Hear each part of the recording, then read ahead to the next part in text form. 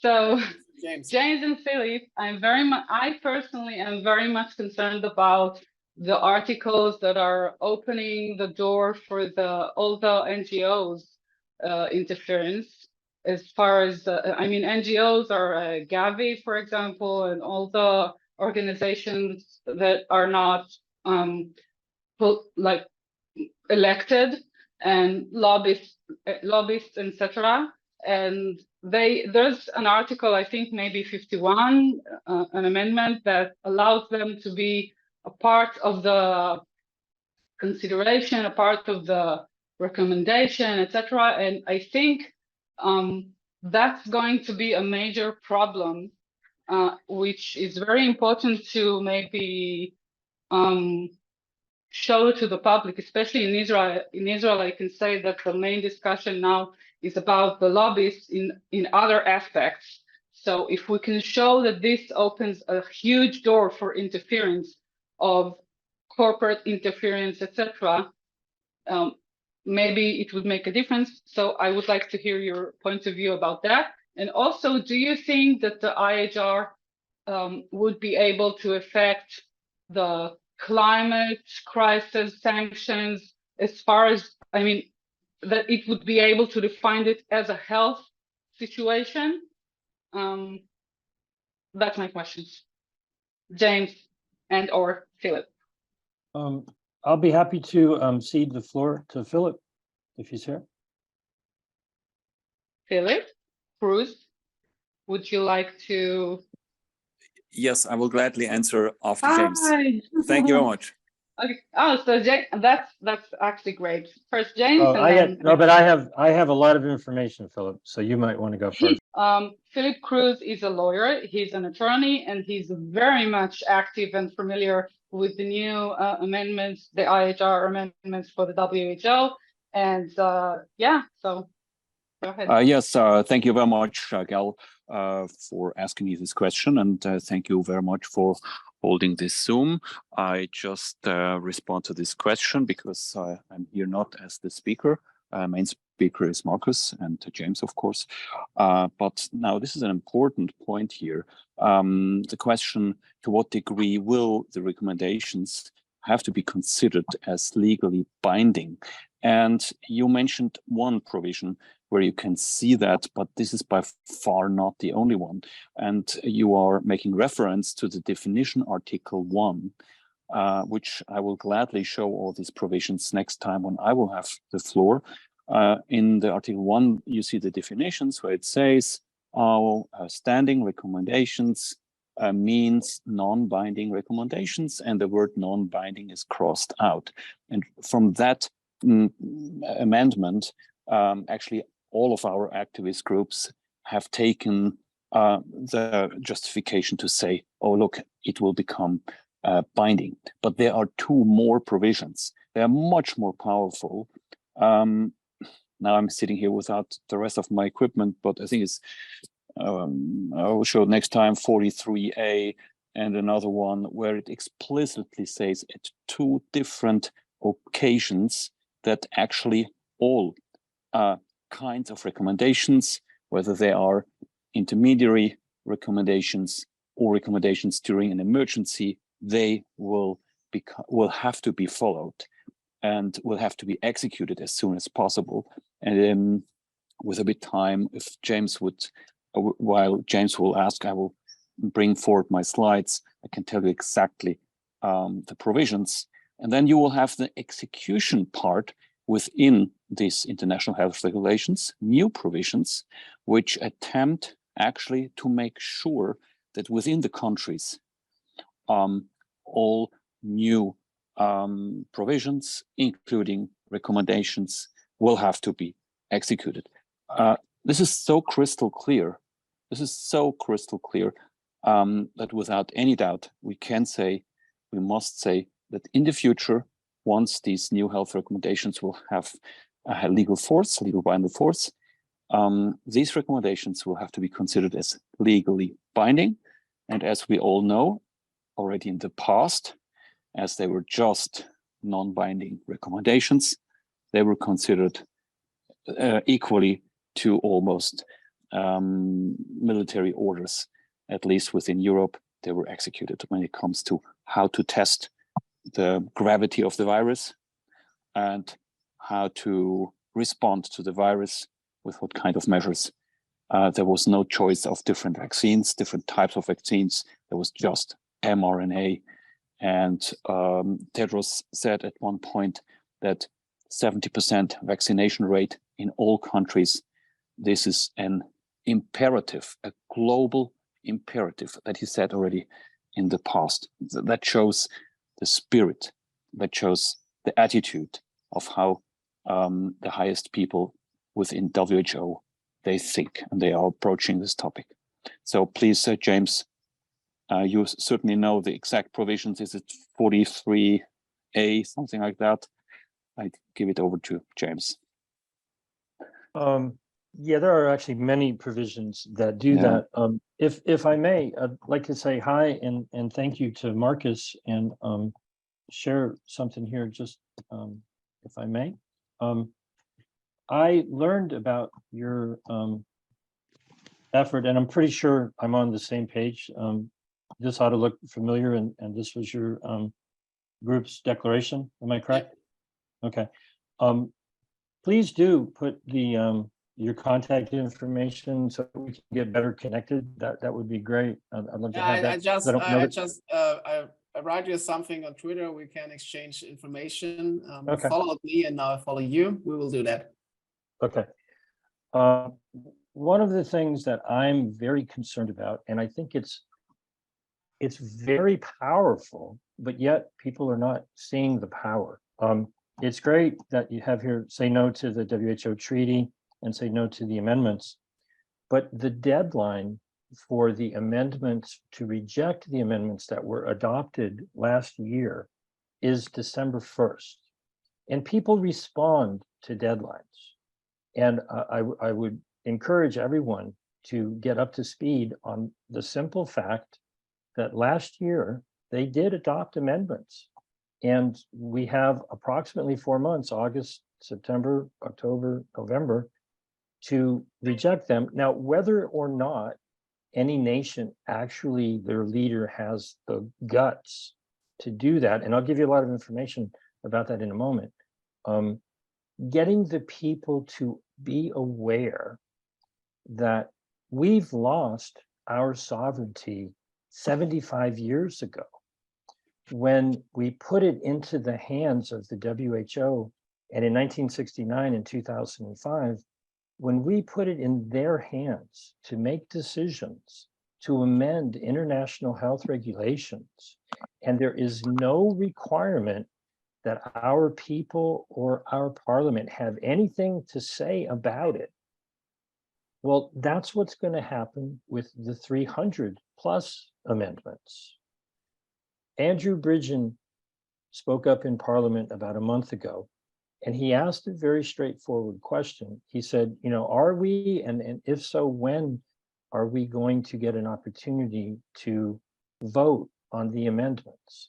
And I was pleased that he asked that, but I was disappointed because what I wished he would have said is to the health minister, dear, UK health minister, last year, the United Kingdom government, along with the US and European Union and Australia and Japan and Monaco and a bunch of others, submitted amendments to the World Health Assembly, which were adopted. And nobody ever asked the people, nobody ever mentioned anything to Parliament. We've gone 14 months and you have no intention of asking us. When are you going to ask us to comment on this? And I heard clearly the answer that was given, but I think everybody else heard something else. The health minister, in my language, and maybe it'll translate, maybe it won't, but the health minister pretty much said, and again, I'm making this up, oh, Andrew, you silly wanker, you don't get to decide. We've already decided. You have no say in the matter. The deep state, the bureaucracy, the civil servants, the diplomats, the delegates, the government, and we don't listen to you anymore. We listen to the WHO and the WEF and the UN and whoever's behind them. You think you get to vote at the World Health Assembly? Andrew, you're so confused. You might get to vote on legislation that we tell you you have to pass in order to implement whatever we agree to, but you have no say in the matter in terms of what we agree to. We're in charge, you're not. Go back home to your district and talk to your people because none of you matter. We don't listen to you, we listen to them. Now that's the whole point of the petitions in Canada and Australia and New Zealand, and there's a petition in Germany I'd like to ask you about. I don't know, are you at all connected to or aware of or familiar with this particular petition? Yeah, heard of it, shared it. Let me look it up. I don't read a good bit of German, but I think this means they got 74,000. Yeah, it has 74,000 people who signed it. Okay. But there are some of those petitions, but at least they have to, if you have more than 50,000, they have to discuss this in a committee in our Bundestag, in our parliament. But normally they ignore it, but 75,000 is not that much. Could be more, should be more. Okay, now I have a world of things that I could share with everybody, but I don't know what your schedule is. I'll put a bunch of information in the chat, and I think it would probably make sense for us to schedule a time where I could give you more information. Yes, I think so, James. I think it'll make sense to have another hour with you. I'm gonna put some info. James, can I just ask, like, well, go back actually for my to my question from before. I mean, I understand what Philip said about the non-binding and or binding actually recommendation, which is very important what he added, the comment, for me at least.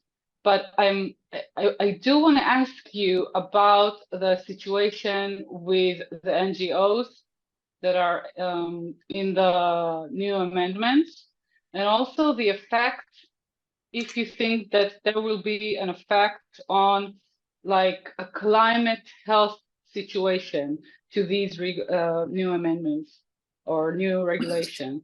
Because as far as I can remember, it includes climate health situation. It's very wide, the definition. Am I right?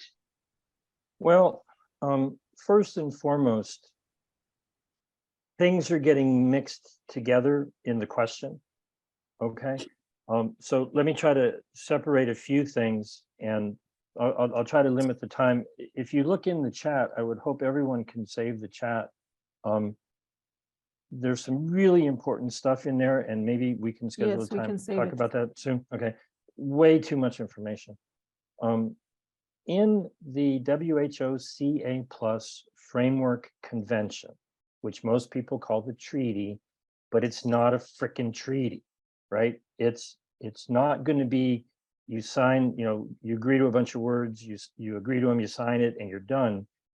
The purpose is to set up an ongoing scenario where there's a conference of the parties that could agree in secret without anyone having any say about it off into the future forever to protocols as to the details.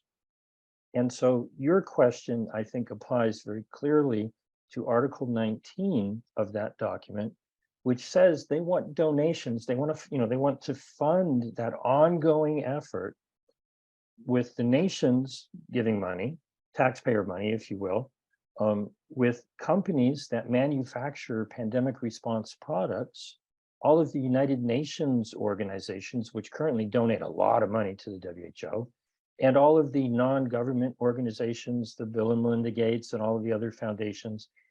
They're calling upon all of them to fund up to $30 billion a year, which is what they say they want, But who would be in charge of distributing that money other than the very same people? It's built-in conflict of interest. It's corruption. It's a cabal of unknown bureaucrats who are unaccountable to anybody, who would set up a cartel not to do any of the things that anybody thinks this document does. This document does not do the stuff you're thinking about. That's in the amendments. The WHOCA plus Framework Convention would just simply invest billions of dollars in the pharmaceutical hospital emergency industrial complex. They want to build a laboratory network all throughout the world to be able to use their One Health method to test everybody, everywhere, everything, every farm, every chicken coop, every veterinarian's office. If they could pretend to find some genetic sequence with their fake PCR tests, and now they have a whole nother thing called NAATS, N-A-A-T-S, you're going to be hearing about that soon. They want to be able to fearmonger the same way they did over the last 3 to 4 years. And so the treaty is not what people think it is. It's a business venture. It's a venture capitalist prospectus. And they want the people who donate the money to be in charge of distributing them and controlling the money. It's just flat out fascist corruption. Now, to answer your question about, binding or non-binding, Philip, you and I haven't really had a chance to talk about this, so you'll hear it here first because we just haven't had a chance to get together and talk. I'm very concerned that the things that we've seen in the documents that we've been allowed to see that have not changed since they were submitted in September, I have a suspicion, I can't prove it, it's a gut feeling, that the egregiously bad stuff, like changing non-binding to binding and wiping out our dignity, human rights, and fundamental freedoms and so forth, I think a lot of that is a decoy. It's a ruse. I think it's already been wiped out. I think any attack on sovereignty has been wiped out.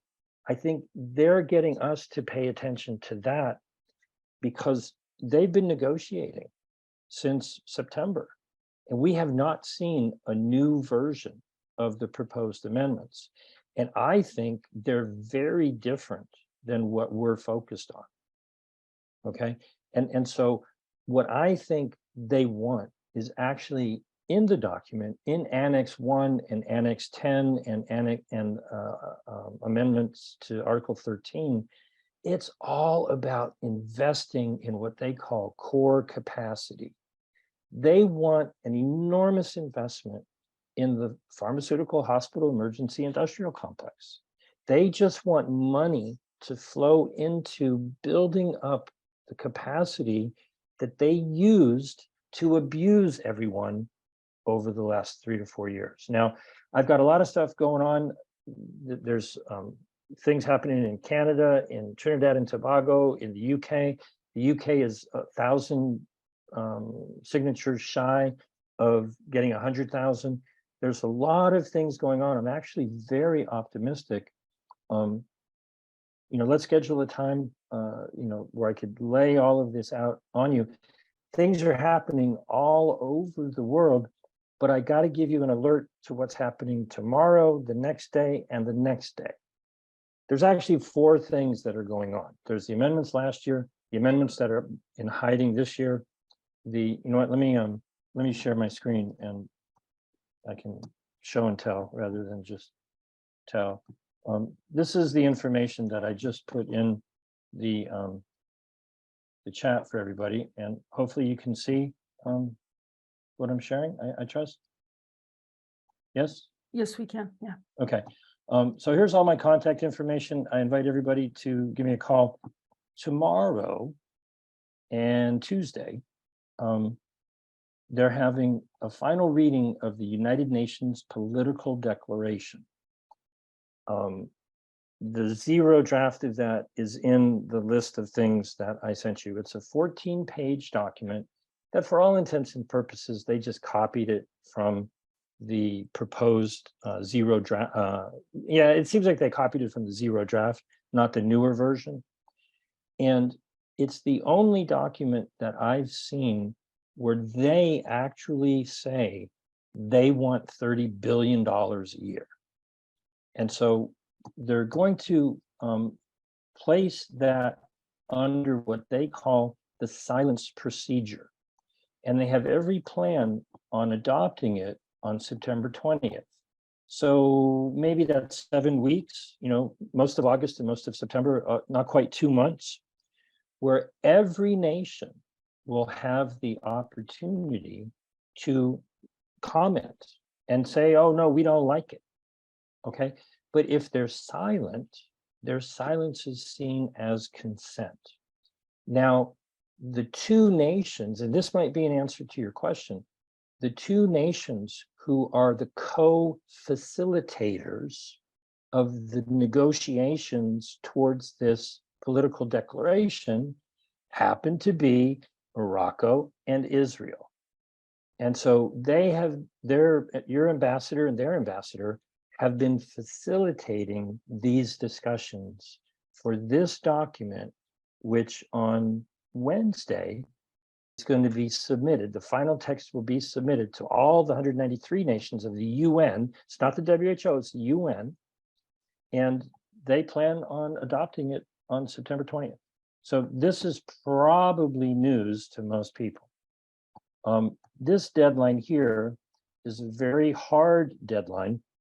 I got this information from the Joint Standing Committee on Treaties in Australia. My good friends in Australia have just published a letter to their secretariat of the Joint Standing Committee on Treaties because they had a petition in May and June that got 55,000 signatures, and they're demanding a discussion about the amendments that were adopted last year. Australia, along with the United Kingdom and the US and the EU, actually submitted those amendments last year. Most people are blissfully unaware. And so Australia submitted them, and there's been 14 months since they were adopted, and nobody bothered to ask the Australian people or the Australian Parliament. And so, they have now the attention of the Joint Standing Committee on Treaties, and we're right in the middle right now of sending thousands of emails to that secretariat of that committee to get them to have an inquiry. Okay. Now, right after that, in mid-January, the 300 plus amendments are scheduled to be submitted to the WHO. We're not talking about May, because with the amendments, they have to submit them 4 months in advance of May. So the timeline for discussion about these amendments that are just completely secret, since they were submitted in September, is very soon going to be upon us.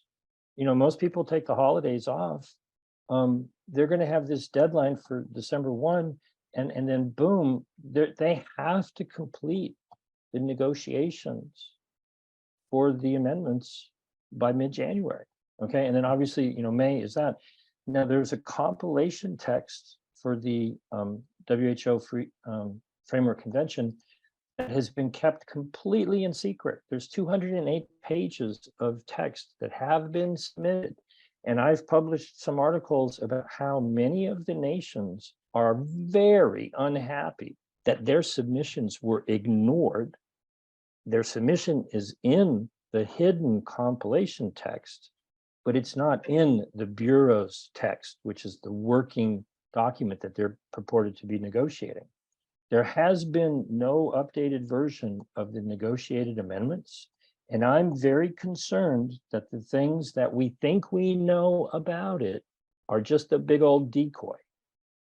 And then the last thing I mentioned, the silence procedure, we're about to enter into that period. And if you go to exitthewho.org, there's 25 countries that I've personally been working with people there. So, it is a worldwide movement. And so let's schedule a time, and, whenever you guys are available, I'll be happy to give you all the additional details. In Trinidad and Tobago, a group there just published an 8-page open letter in their local newspaper to the prime minister. I actually I'm lucky enough to know somebody who knows somebody who is the cousin of the prime minister, and they're having a party at their house right now. So I know that there's going to be a meeting between activists and the prime minister in Trinidad and Tobago. They've done fantastic work. I haven't published it yet, but I shared the unpublished draft, so y'all can see that. It's all in there, and a lot of other information, but I'll stop talking. All right, thank you very much. What do you think we can do from here to help reach to the public in Israel, and maybe also promote the critical discussion in general in the international community, because we are so limited here. The public is completely distracted with other stuff, and there is no public debate on it. So each of you, if you can make comments on that, I think it would be very helpful. Thank you. With everyone I've ever talked to, and with all respect to what you just said, that's what everybody says. Okay. And I go, okay, great. I hear you. Step number one is for you to learn what the facts actually are, because there's a lot of misinformation out there. When you know what the facts are, some of those facts will trigger something in your gut that will make it so that you cannot remain silent.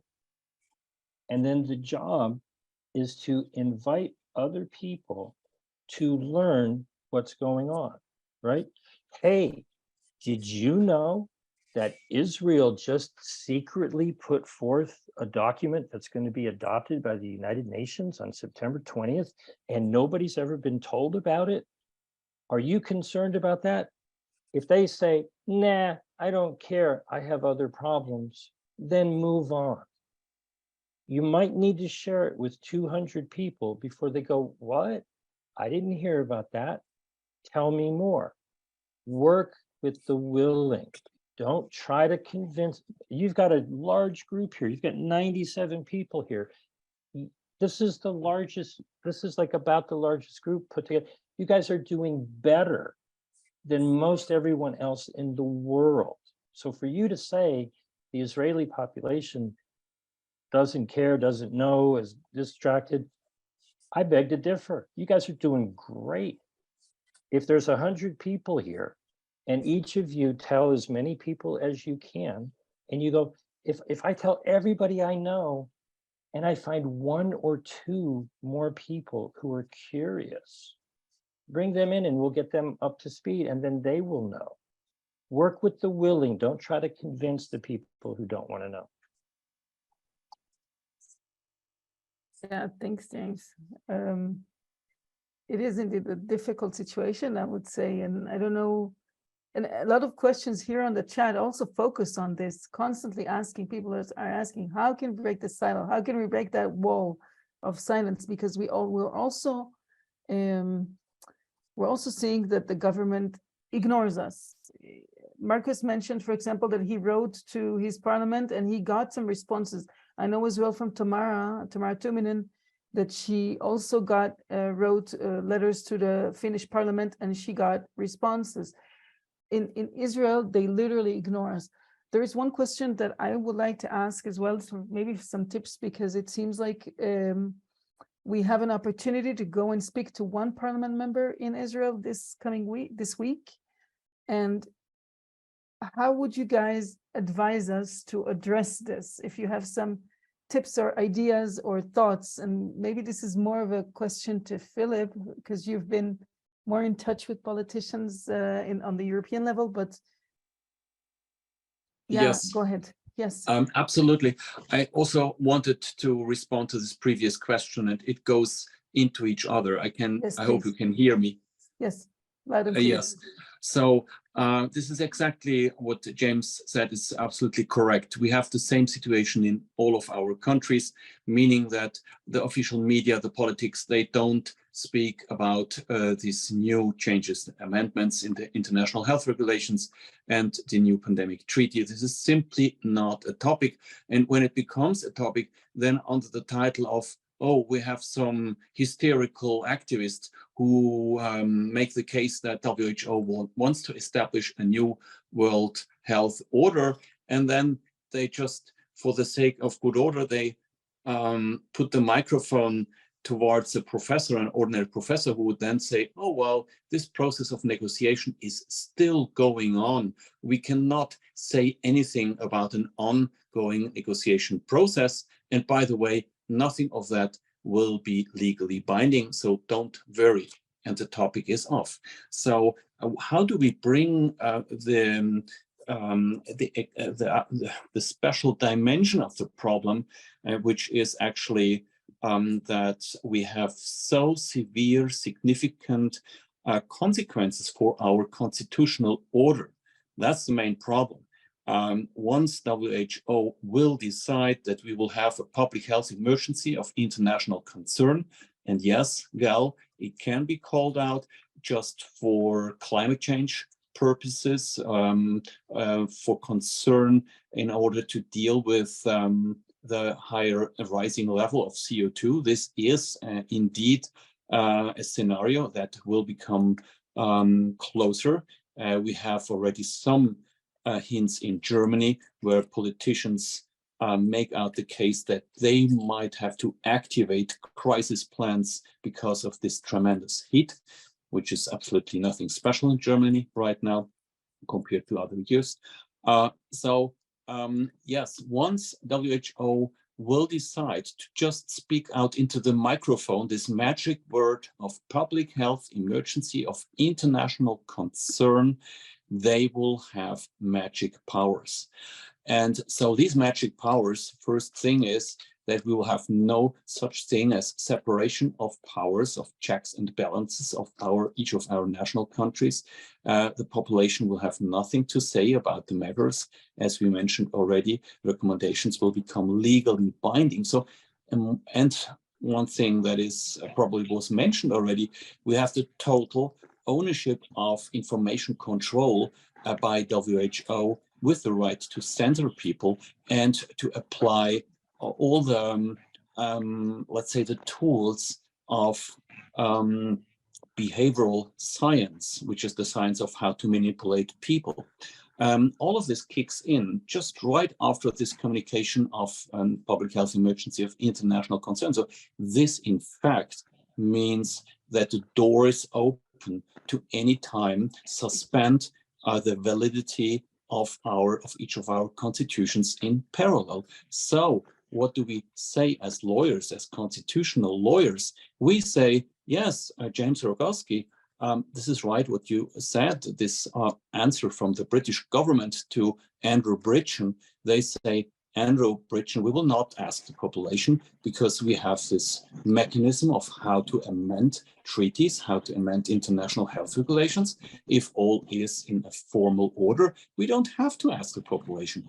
What we as constitutional lawyers, what we have to say, and I will, once I will be given the opportunity to make the presentation here, I will actually show that all these amendments, how exactly they will have an impact on our constitutional order. And I will come to the conclusion or prove you that as a result, we will find these amendments to the international health regulations to be the biggest change of our constitutions since they were established. So that as a consequence, of course, we have to involve the people, we have to involve our parliaments. There must be a public debate. Now, and your question was how to initiate this debate. Here in Switzerland, I have drafted for a member of parliament, I've drafted a set of questions from the member of parliament to the government with respect to the amendment of the international health regulations, basically directed at pointing the finger at the weakest part, and this is how actually, it were 10 or 15 questions, how actually will Swiss government make sure that in case that the emergency is not called out for any fake reason, how Swiss government will make sure that there is a reassessment as soon as possible about whether or not we live under an emergency, and so on and so on. And so this list of questions I have made available to my colleagues in Austria, to the colleagues in Germany, and I'm about to translate it into English to make it available to members of parliament in the EU Parliament. And of course, I'm more than happy to share it with you as well, because this is not just a list of questions, but is also in the same time a simple way of becoming educated about the content of the international health regulations. So this is our hope is to trigger a parliamentary debate by asking these questions. These questions must be responded according to your constitutional process. In Switzerland, it is 30 days. Then these questions must be responded. If a member of parliament asks these questions, the government must respond. And probably they cannot, to the least, make the case that they have a minimum control over their own sovereignty and over their own public health policy as soon as WHO declares a public health emergency of international concern. But I must say, as also James said, this is a wide topic.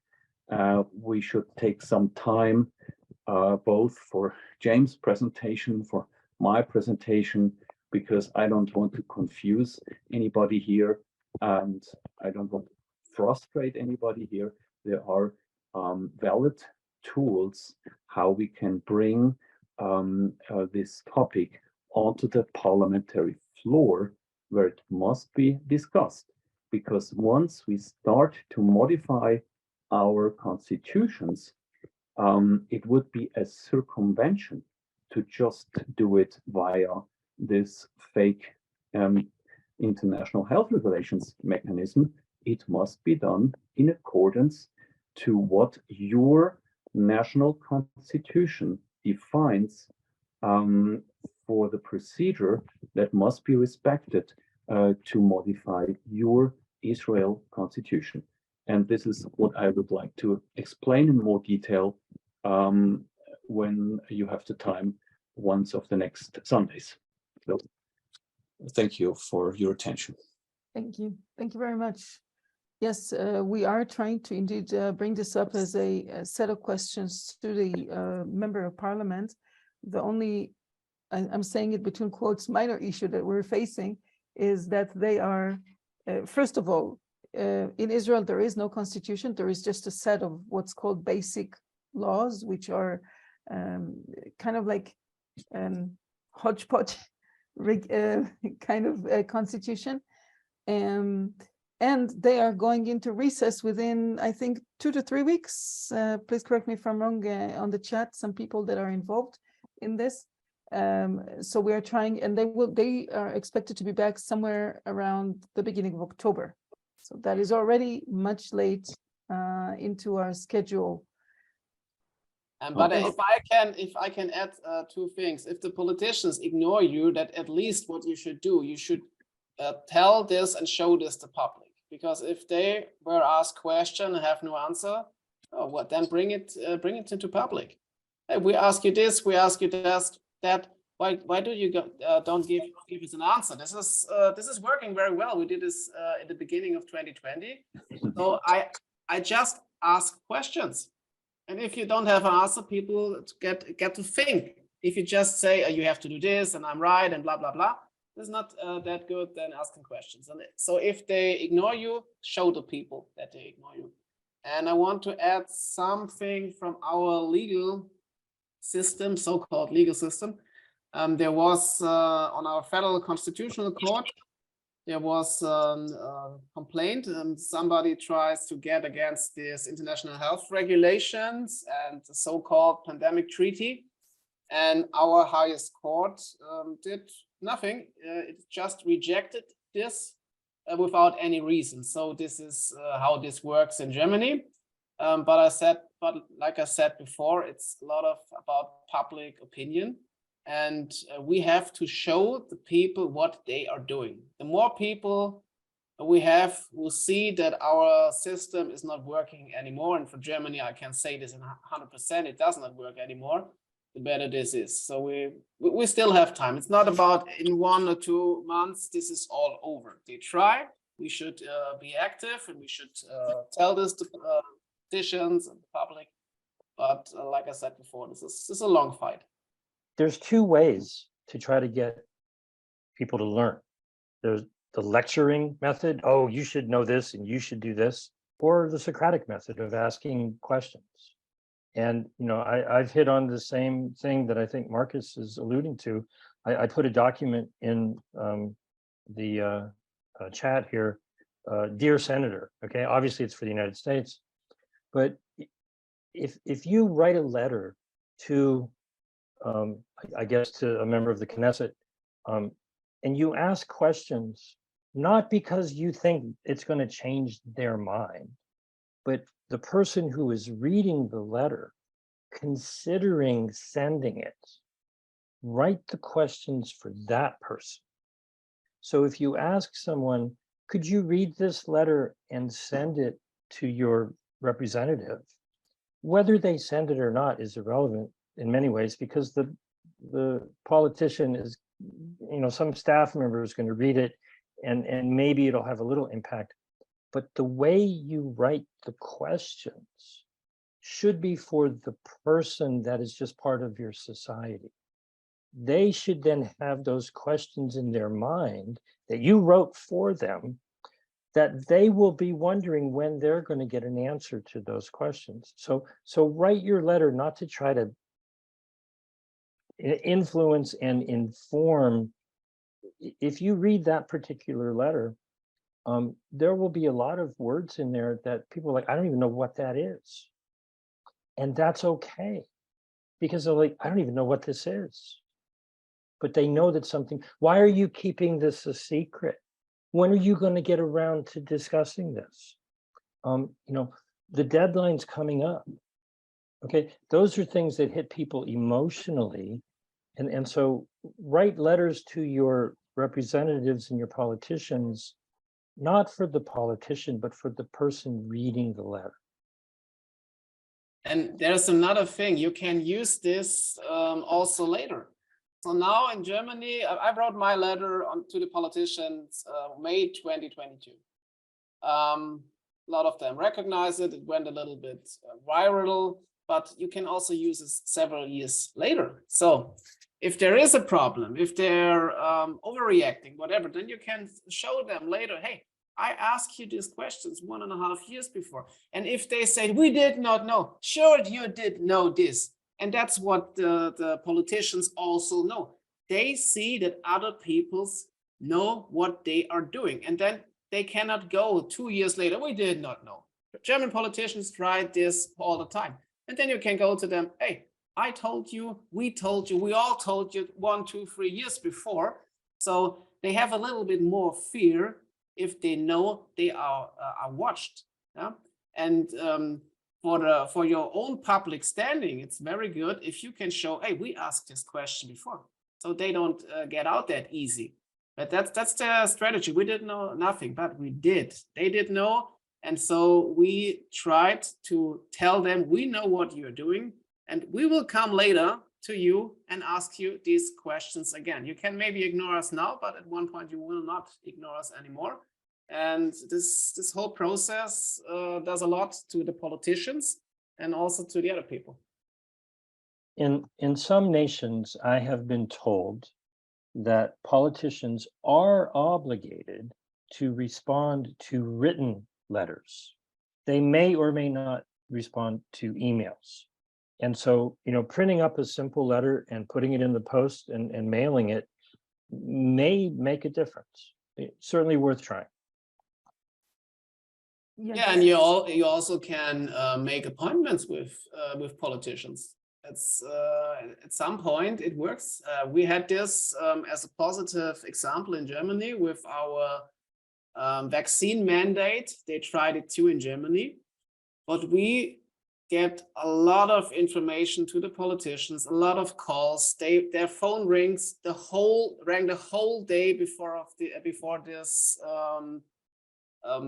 parliament thing where they tried to decide this, and this worked. It not only worked with the parties who were against it anyway, it worked also with some other politicians, and at one point this whole thing collapses because they had a way to get out of this. Email, you can delete it very easily, but if you try to search the contact to them, call them, make appointments, it works with that. It works something in their mind. If a lot of people call them, because normally nobody's interested in normal politicians. They don't get that much mails or information. And with that important topic we have had in the last years, some politicians realize, wow, maybe I should listen a little bit more to the people. And at one point, they will maybe decide against some law. You can do a lot of things on that topic. All right. Thanks very much.